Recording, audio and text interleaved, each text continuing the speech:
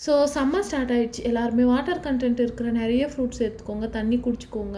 உங்க பாடிய நீங்களே ரொம்ப ஹைட்ரேட்டா வச்சுக்கங்க. இத நான் ஏன் சொல்றேன்னு பார்த்தீங்கன்னா, இந்த 10த், 11த், 12த் இப்படியெல்லாம் படிக்கும்போது ஸ்கூல்ல ப்ரேயர் வைப்பாங்க. நாங்க கொஞ்சம் ஸ்ட்ரென்த் ஜாஸ்தி எங்க ஸ்கூல்ல.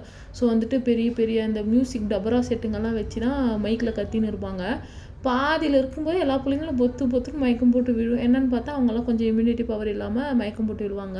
இத நான் வந்துட்டு கலாய்க்கிறதுக்காகலாம் சொல்லல. எனக்கு வந்துட்டு ஆசையா இருந்திருக்குது. நான் வந்து மயக்கம் போட்டு விழணும். என்ன ஒரு 4 பேர் கூட்டிட்டு போணும் அப்படின்னு சொல்லிட்டு, இந்த மயக்கம் போட்ட புள்ளைங்களலாம் மேம் வந்து விசாரிப்பாங்க. ஒரு ஒரு பீரியடுக்கு முன்னாடி அந்தந்த பீரியட் மேம் வந்துட்டு, "ம்மா எழும்மா மயக்கம் போட்டு இப்ப எப்படி இருக்குது? எதனா வேணுமா? தண்ணி வேணுமா? ஜூஸ் வேணுமான்னு?" கேட்பாங்க. ஸோ அந்த ஒரு ட்ரீட்மெண்ட் எனக்கு கிடைக்கணும்னு நான் ரொம்ப நாள் ஆசைப்பட்டு இருக்கிறேன். பட் என் லைஃப் டைம்ல ஒரு முறை கூட அப்படி நடந்ததே இல்ல. இன்ன வரைக்கும் நான் மயக்கம் போட்டதே கிடையாது. சரி பிரெக்னன்சி டைம்லயாவது நான் அந்த 10 மாசமும் யோசிச்சு வச்சுட்டு இருந்தேன். குழந்தை பொறந்ததுக்கப்புறம் நம்ம மயக்கத்துல தான் இருப்போம். நம்ம ஸ்ட்ரெக்சர்ல தான் எடுத்துட்டு வருவாங்கன்ட்டு. பட் அப்பயும் நடக்கல. நல்லா தெம்பா நானே நடந்து வந்தேன்.